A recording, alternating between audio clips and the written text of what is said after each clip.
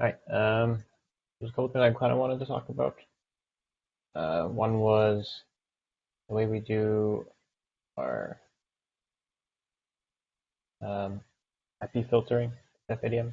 So kind of what we have is we have replaced some on daemon. We check it against the public networks, and then if there's no network on that host that matches the public network, we don't allow it.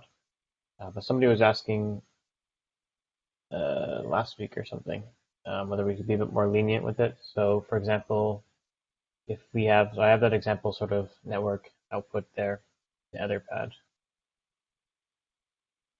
I'll also link that in case you don't have it. Oh, yeah.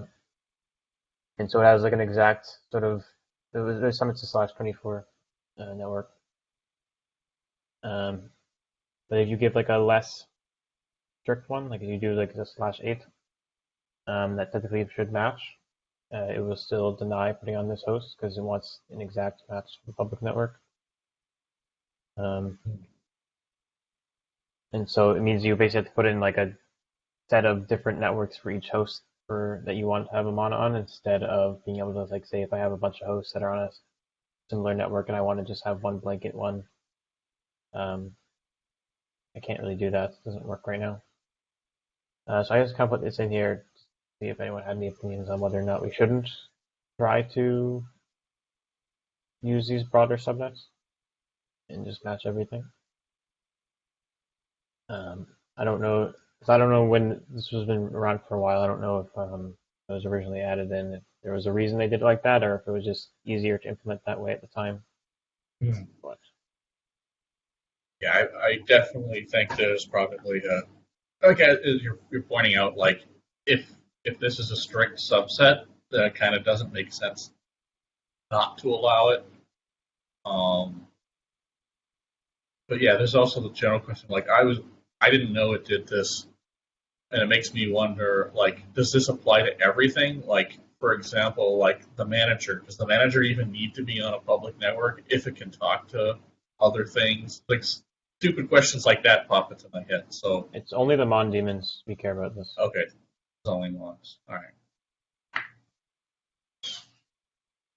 Yeah. It seems reasonable to me, but I'm the noob, so there could be other subtle issues, but I think it would be worth looking into. Yeah, I was kind of in a similar spot where I didn't know if there was a reason why it was done like this, or again, if it was just easier to write it that way at the time. Yeah. So I was going to try. I thought it'd be good to just try it because somebody at least wanted it to be like this. Yeah, I mean, by default, you might just want to leave the behavior as is, but then maybe add a new field to the service spec or something that says, you know, Like a I strict want a matching or different whatever. a different matching rule. Yeah. Okay. Yeah, we could do something like that. That wouldn't make even be that hard because there's only ever one Mon spec, so pretty easy to go check that. Hmm. Yeah, I'm just speculating. I'm just Yeah, I think it's worth a try. We just had to sort of implement something that can check if a subnet falls within a broader subnet or not. I don't think we have anything that does that right now, utils or anything like that. But Python library for the I forget what they call it. It used to be an external library. Now it's part of the standard library. There is a library that can do a bunch of stuff like that. I don't know off the top of my head if it can do that exact thing, but it can do a lot. So that's probably where I would look first. you know what the library is called? Yeah, hang on. I always think it's called one thing and it's not.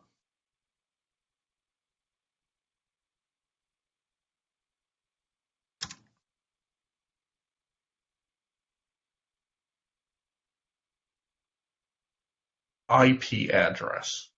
Here, I'll give the link. I think we have to use that library already a little bit. Yeah, I thought one of Reto's recent PRs was using that for something.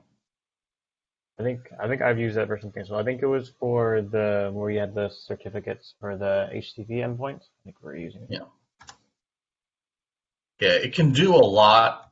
So it's definitely one of those worth a close read of the documentation and then, mucking around with it on the REPL and then going, oh yeah, okay, that's how I do what I want to do.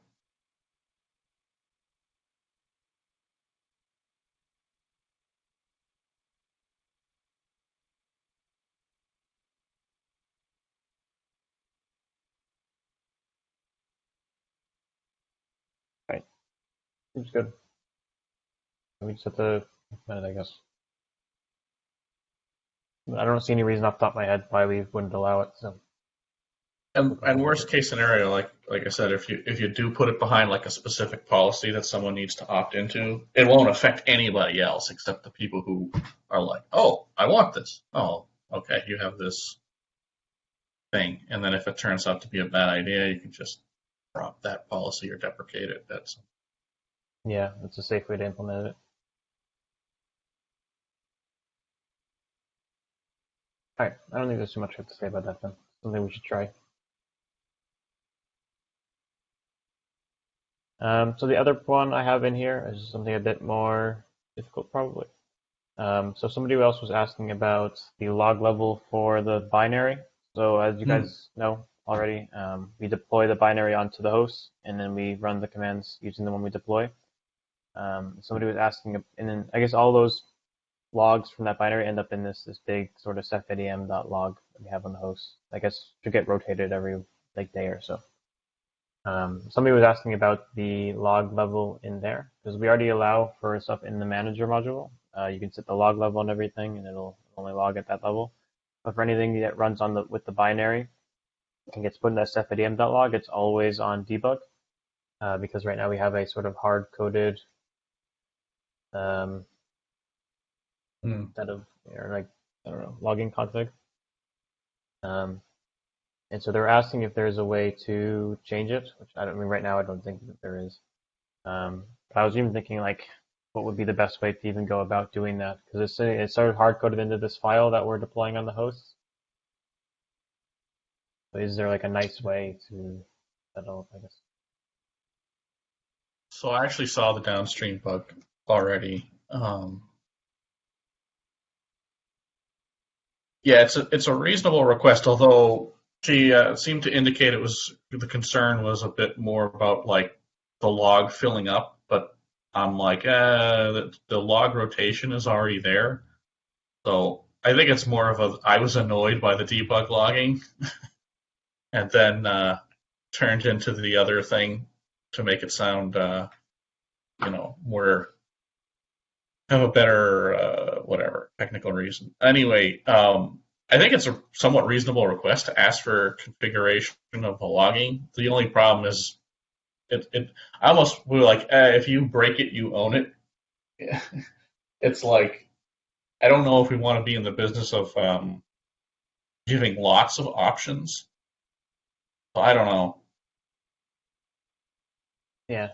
My first thought was like, oh, doesn't the logging module have a like an INI config? You can just feed it if you want full control. So you could do something like that. If the config file exists, you could use it. But then again, it's like, oh, once you do that, you can let them muck it up however they want, which is maybe not great. Yeah, I didn't want to give too much stuff Yeah, to do. I just kind of like the log that one level field. yeah. I wanted to be able to set that, but it's just hard because it's in the file that we then deploy on the host, and then so we'd have to like I don't know deploy it with it saying like info or saying debug or something. Or we'd have to have it as some sort of command, but then we'd have to pass that flag setting the, or yeah, it's like a flag or something. We'd have to set that, pass that flag every single time we run anything. We I like could make maybe, an environment variable. Excuse me. So if we made an environment variable, people could stick the environment variable, in their bash RC or whatever, and that would be an option, and that way it wouldn't have to. I mean, I'd do both, honestly. If I was going to do an environment variable, I'd also do a CLI option, but um, yeah. The other yeah, question is, should we also do that for the ones that are launched through the manager, or should it only be the ones that people are running themselves? I mean, I think they're more concerned about the manager ones because those are the ones Yeah, that are happening more, and those are the ones that be filling up their logs. Because they all get logged to that same ceph_adm.log, regardless of if you do it manually or the manager module does it. right.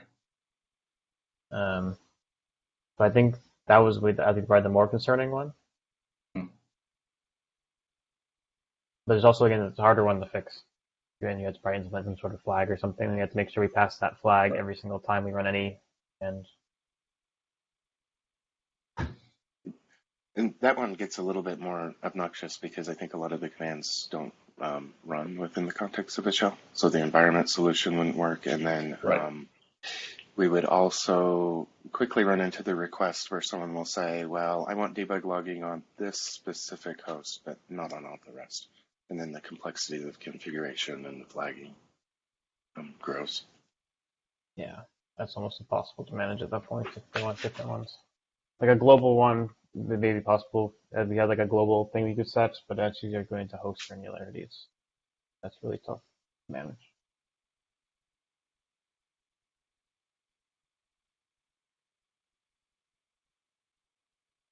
I don't know. I kind of want to do it just at the global level, but then say we're not going to do it host level to anyone else. It's not happening.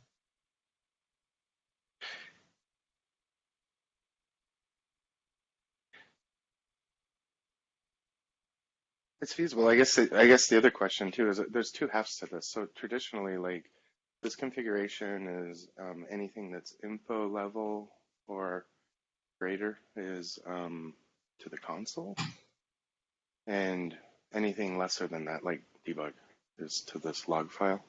All right. I think it all goes into. I think it like so like the info level stuff will go to the console, and then debug plus will all go to the log file. So it's like it goes to both of them. It doesn't just go. It's just like pick one. Yeah, yeah, it goes to so everything ends up in the log file, Yeah, the but log file gets all, only. which is why they're complaining because the log file has all the Right. debug stuff in it. Console only Mhm. gets the info stuff, which is why when we actually run the commands, we only get info stuff back in the manager module. That one we probably shouldn't change because that one might affect actually like our what output we start getting from the commands as well in the manager module. That could cause a lot of. Hmm. A lot of confusion, yeah. And there's also the verbose option that also um, it puts debug logging out on the console. So, Yeah, so then if we add another option, that makes it slightly more confusing. And it's, I guess it's a question of what's expected. Does this log file control the output to the file or the output to the console that's gathered by the manager? I think it would have to just be the log file one. Then we need the console. We need to sort of manage the console output because we care about that for our commands. Like a verbose flag is fine because if you manually run something, you can provide that and it's good for you. But Mm-hmm. we need when we're running stuff in the manager module, it has to be at info level. Otherwise, we have to worry about whatever output we're going to get from every different command at every different log level. And I really wouldn't want to let them mess with the console one outside of if they're manually running something. In which case, we could, there's a flag they could maybe do for that. I think you said you already that verbose flag does that. Um, I would like to be able to cut them to have like a global customization maybe for the log level one, log file one. Um, because that right now they can't control at all, and it's not actually relevant to us what gets put in that log file. Like we don't actually care as part of our operation. It's really just whatever the user wants to look at and stuff. Well, I think it's valuable for debugging, especially when this was probably brand new. It was probably very useful for people who are hacking on Ceph to look in there for problems. But yeah, if it's more stable now, it's maybe not as valuable that debug logging. Yeah, I always even still leave it as like a default in debug. I just want to give people the Oh, option. here. You know? 'Cause it does print a lot in there, debug level. As with the log rotation a bit ago, and it gets big pretty fast if you're doing stuff. Do we have any idea of how much more verbose this is? Because the one that I find the most useful is where we log the command that we're executing. Because the problem is if we start omitting those from the log file, then the context isn't terribly helpful. Like the log file just has almost random messages. We don't know. what the context was. Yeah. Thanks. So for me, typically like troubleshooting, I'll go look at this log file and then there's kind of like a dashed line break, and I will go up to that line and see the actual Ceph ADM command and then read the log messages below it. Yeah. It's kind of tough too because we can't exactly just like raise those to info level because then those are now in the console output. Mm-hmm. Yeah. I do think if you really want to, you might be overkill. But I think you can create your own levels. They're basically integers, and I think they're sparse. So there's actually space between things. So you could, in theory, create a level. Yeah, we need like a special that, level between debug that and might be info. overkill. Yeah, I don't know. I need it to not be at info level so it doesn't come to the console, but I need it to be. Right. Yeah, then we have to let people configure it to that level, I guess. Yeah, I mean, the other thing is we can go back and ask, in particular, is there a particular message? Because I think in the VZ, downstream VZ, is something like, this particularly spammy message has already been removed. Good, but the original request, which was to make the logging configurable, was never finished or never done, which is true. Just, The question is there another is there another spammy message that's going to be a problem?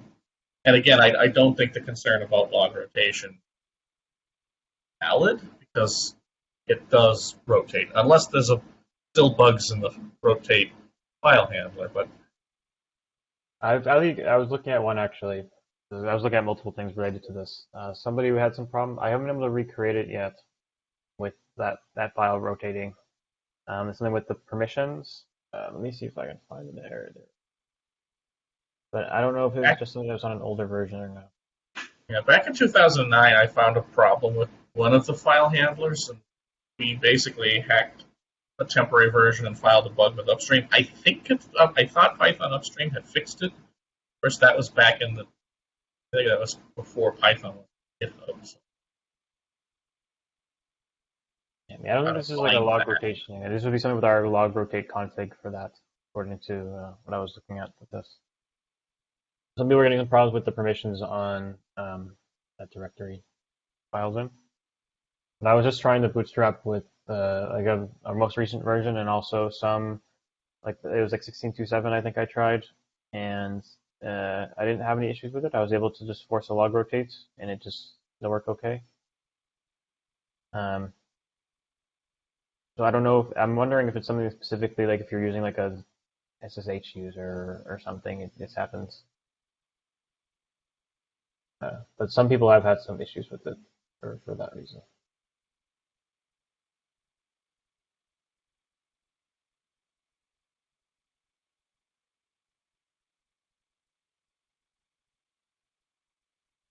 But I haven't totally figured out what's going on with that. I didn't add that one to the wiki or anything. I don't. The other thing we could do is if we really wanted to, speaking of adding other levels, you could create levels lower than debug. So instead of between info and debug, you could have like extra debug. That kind of thing. Again, it's probably overkill, but yeah.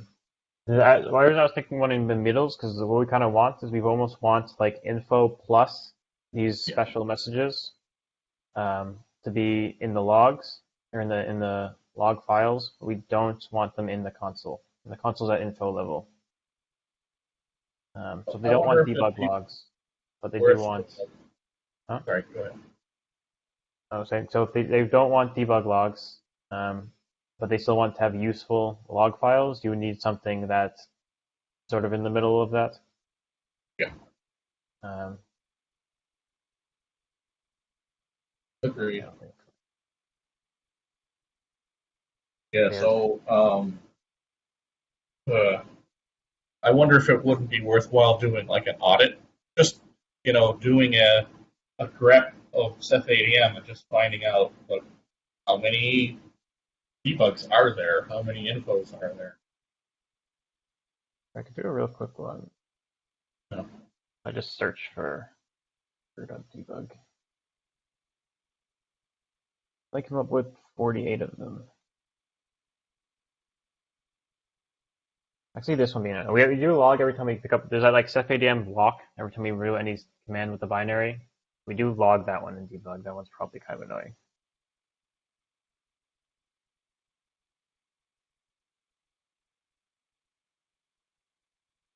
There's not as many of them as I thought there would be. Logged up debug's only picking up 48 results.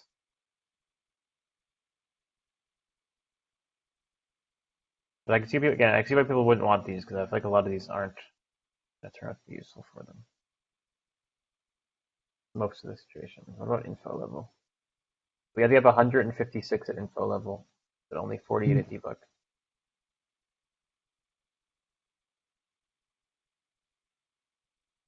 I guess just that the debug ones are things that happen to be printed out a lot.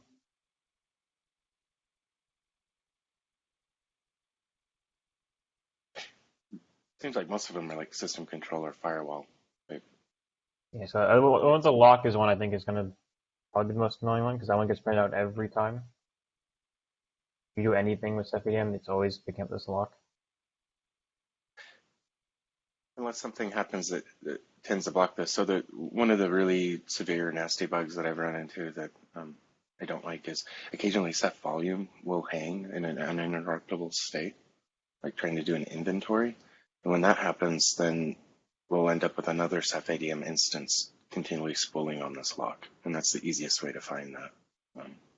Yeah, we've I know Guillaume has been looking at that sort of stuff for a while. We keep trying to figure out why each time it happens, why it's happening. But usually we find it with just seeing that there's a Ceph volume process in D state. It always ends up happening. Because I feel like every time it's hanged, it's always Ceph volume story. Right. Correct me if I'm wrong, Mike, but I think what you were saying is if you remove that from the log, it might be difficult to know that is happening. It makes that condition more obscure, yeah. Because then you have to specifically like do some PS output type stuff, look at bits and things. The one thing I was sort of thinking though is that like so what people could do is they could just leave them on like some info level or whatever, and then if this something is going wrong, they could set it to debug and then do a manager failover and have it try again and see what happens. You missed out on it obviously what happened already before, but I feel like at least something like that, like that's just gonna happen again. Like failing over the manager is not going to kill those Ceph volume processes. It'll just immediately hit the same problem. Right. Yeah. But at least you could still find it if just change the log level back. I might have to look through these and see if there's anything that you would need. But there, if you need it, maybe it shouldn't be at debug level. Yeah, I think we're getting away from the topic of strictly of the logging. But my next question is, I haven't looked at the log myself, but if there's a timeout on the log, you could log that at a warning level or something, which would be, still indicate that problem, but not necessarily spammy. Yeah, I don't remember if it times that or not. I don't think it does. I think it's indefinite. There is a timeout option. Oh, it even logs if you go over the timeout at warning level. But I don't think you have to explicitly pass a flag to use that, which we don't pass from the manager module. Which we should though. There's actually another tracker open for doing that. It was actually the same discussion about Ceph volume inventory hanging, that we should always have a timeout and everything. Because it's a bit unreliable. But just given the complexity of like configuring all these log levels, I almost lean towards what John had suggested. Try and find that really noisy line and omit it. Like maybe we're outputting something from standard out on some command that's excessively verbose. I think I did also see that, it was like the oddman run command we end up generating for like daemons, I think was getting put in there at debug level. Mm-hmm. I'm seeing some stuff about, I happen to have one. We just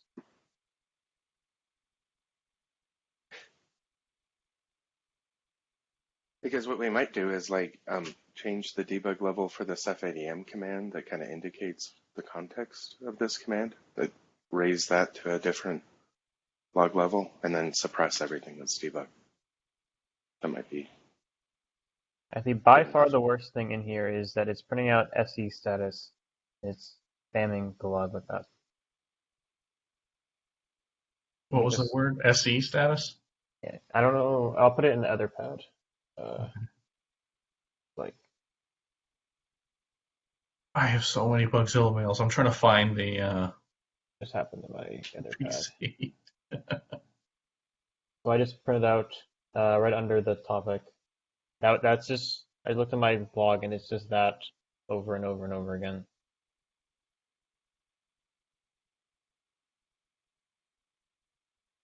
I don't know where we print that. Doesn't look very good.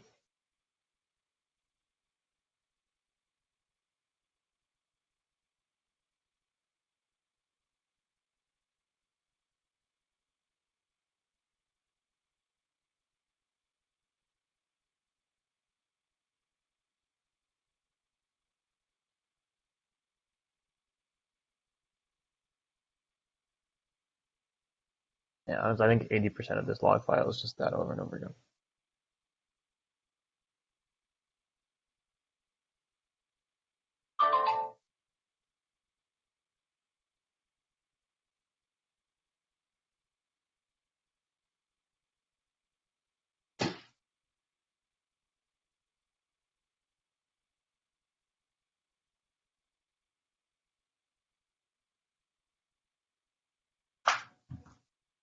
Figure out why that was coming in. Maybe we could at least remove that. I don't know where we print that out.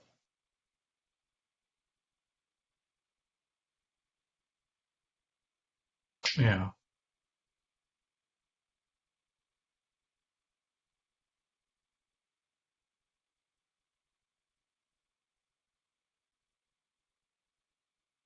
We have a kernel security property. We run a fetch SC Linux. Yes.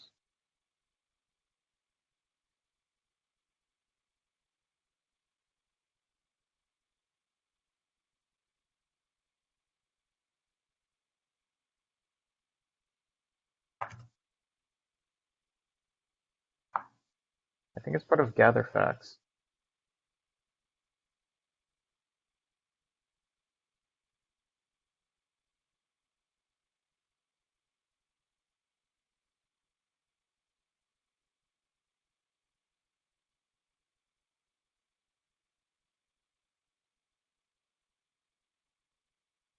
Yeah, we need to sort that one out at least.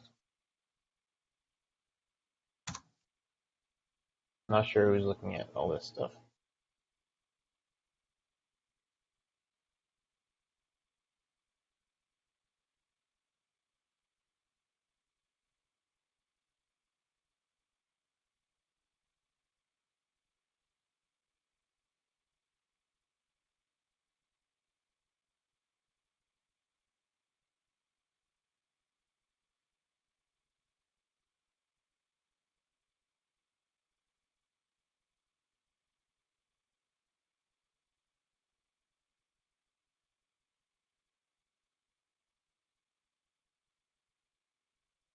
Oh, so there's this T function that's must be doing most of the logging of the output.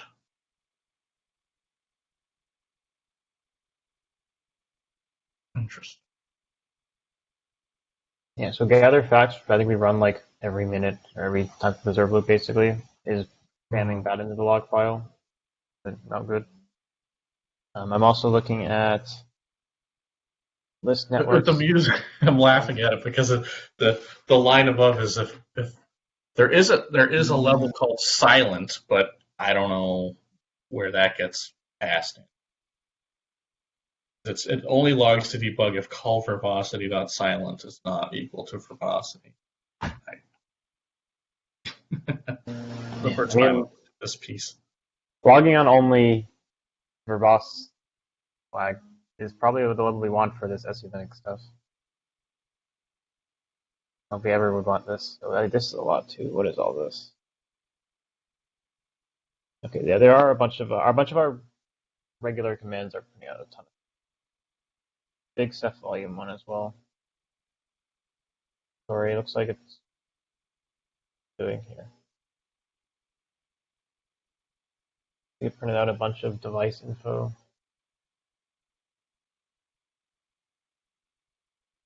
That one's almost as bad as the other facts one.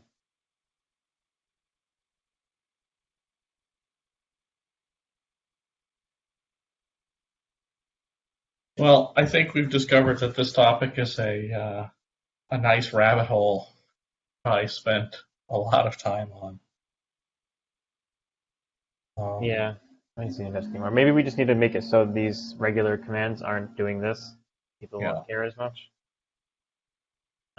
These are that media. I even look at that tracker. That seems like it's what Sebastian tried to do on the original time this was looked at. Right. You just remove some stuff rather than trying to set the logging level.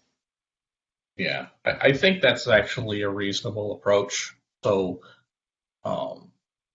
again, we'll probably want to explain things in the tracker and the PZ, but be like, yeah, sorry, we're not going to give you that.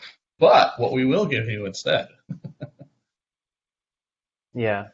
and then close Like the upstream tracker so people don't think we're going to implement. at least make debug bearable, and then we'll Yes. say now you have to use debug. Right. This is kind of unusable at this point. Right. Because you just like so set volume inventories every like 10 minutes, gather packs like every 1 minute. Yeah. And they're just printing out a ton of output.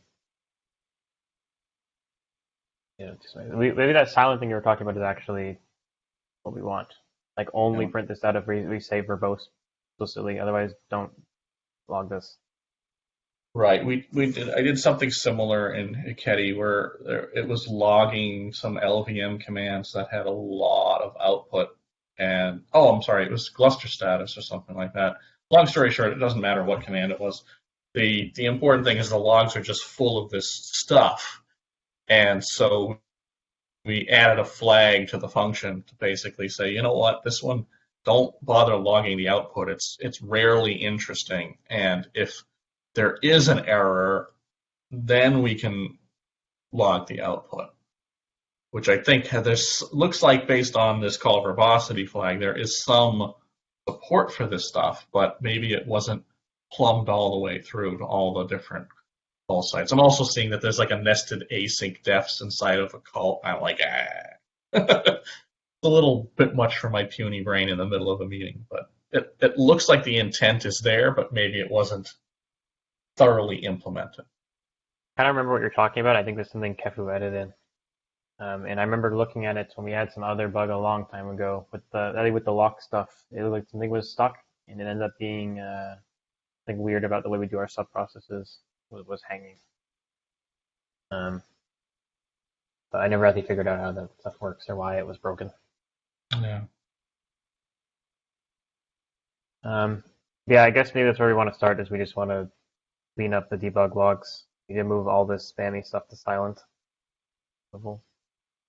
Then maybe once they're actually usable, you can actually do something. Yeah, even like the LS as well, the one that looks over the daemons, this one also is spamming the logs.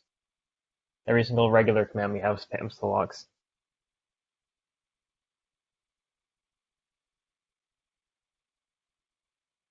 At least if it was only when you're deploying a daemon or something that you got a bunch of logs, it would only be when something's actually happening. But this is just our regular metadata gathering. Yeah.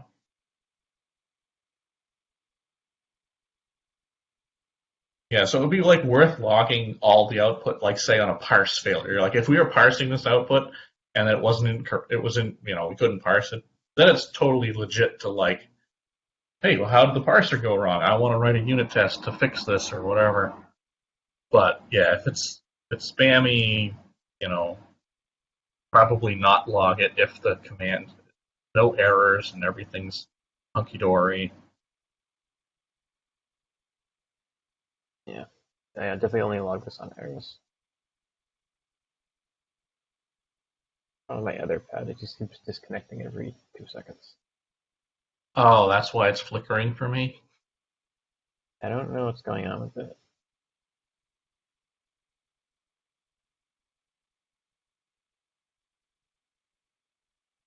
I'm only like half the keys I type are actually getting input. Hard to type them.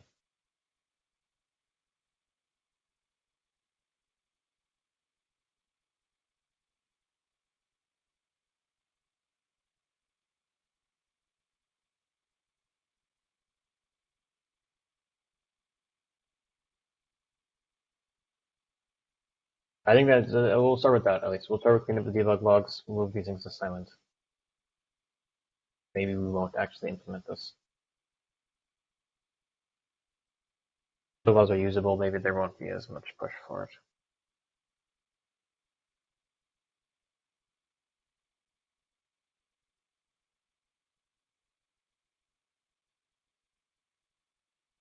Given Etherpad's also dying.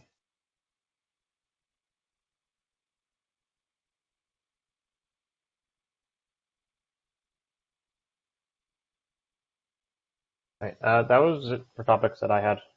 Does anyone have anything else? You want to talk at all about the binary refactoring or any of that?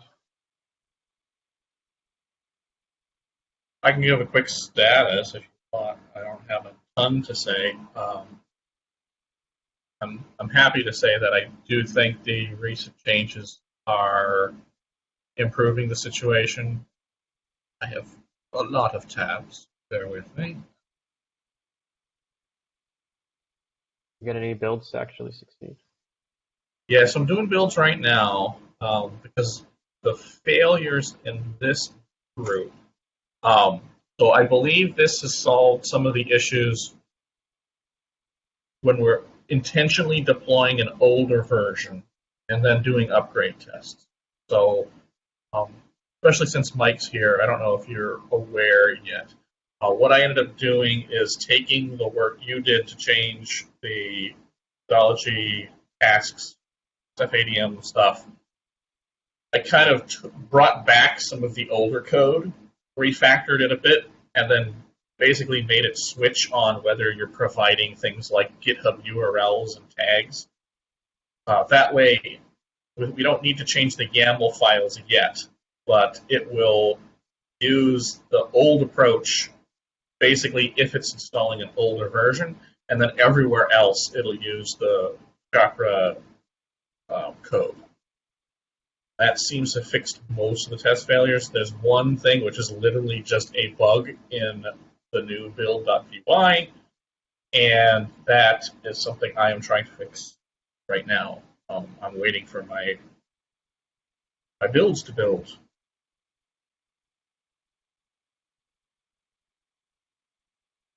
2 are completed, 2 are started.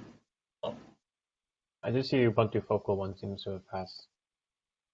Well, they usually Windows and Ubuntu, but Windows builds, but I ignore it. Yeah, you would ignore the Windows and the Crimson one. We don't need those. Yeah. Or and the ARM64 CentOS. Really only CentOS, x86, Yeah. and the Ubuntu Focal matter. For us, anyway. Yeah, so hopefully this afternoon I'll push another, probably the wrong word, run another set of the same methodology tests. If those pass, I'll do a full run, because I've just been doing subsets basically based on the original group of failures I did from the full run. Once that's done, I'll probably start pestering you folks. Tell me if there are other tweaks that should be run in addition to the regular Ceph ADM orchestration ones, just to kind of suss out any weirdness that might be lingering in other. That makes sense. We might have to run like Rados one in the FS suite. I think Right. they both use CephADM for some of their tests. Yeah, so I might need your help just identifying those. I mean, I can grep stuff, but it might be nice to talk about it maybe in a stand-up one day, just to confirm. I definitely don't want to run everything. Methodology's too big. But Yeah. I'm just saying those are the people who have come to us before, being like something you did broke our tests. So that's exactly what I was thinking. Yep. Yeah. So it's always been the FS or the Rados suite that we break when we mess with stuff. Probably those two. All right. Maybe there is an upgrade suite itself. It's like not Ceph ADM upgrade. Oh, It's just upgrade. definitely. Well, I'll run it anyway, even if it's not Ceph. Yeah. That. Those.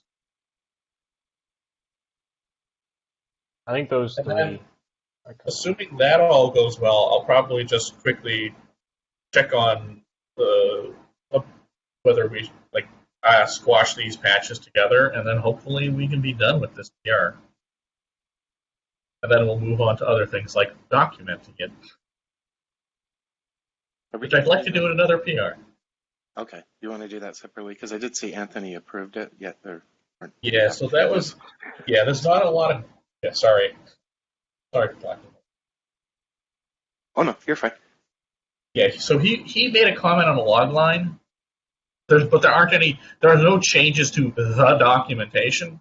So I think we probably want to mention things like, this is how you get Ceph ADM now, versus I haven't looked for it yet, so that's on me to actually go through the documentation and find out, oh, this place tells you to pull the scripts directly from Git. We want to change that. But I'm certainly willing to take feedback, but personally, I'd like to do that in a follow-up. Because this is all main stuff, so most it people is the DevL branch, trying to pull it from,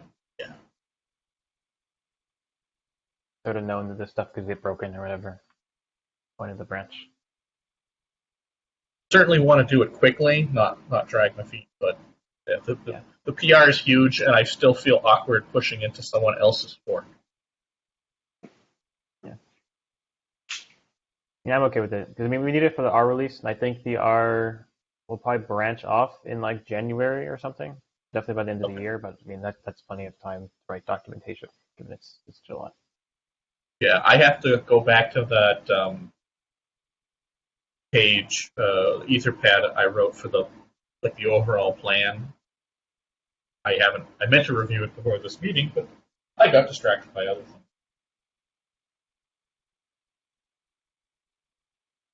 All right. Good though. Sounds like that's making progress. Slow and steady. Mostly held up by the build process. Yeah, the builds don't like me.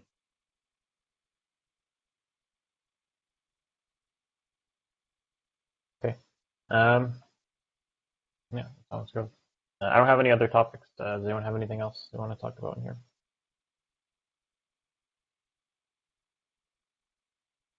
Nope, I'm good. All right. Yeah, let's just take a look at the log stuff, I guess, later. But other than that, it seems like, oh yeah, and the IP stuff. I kind of forgot we even talked about that. But it sounds like we're good to sort of start moving forward on that. So, case, we can end here. And I think, given who's in here, I'd probably see all of you on Thursday in the stand-up. Yeah. Have a good one. See you guys.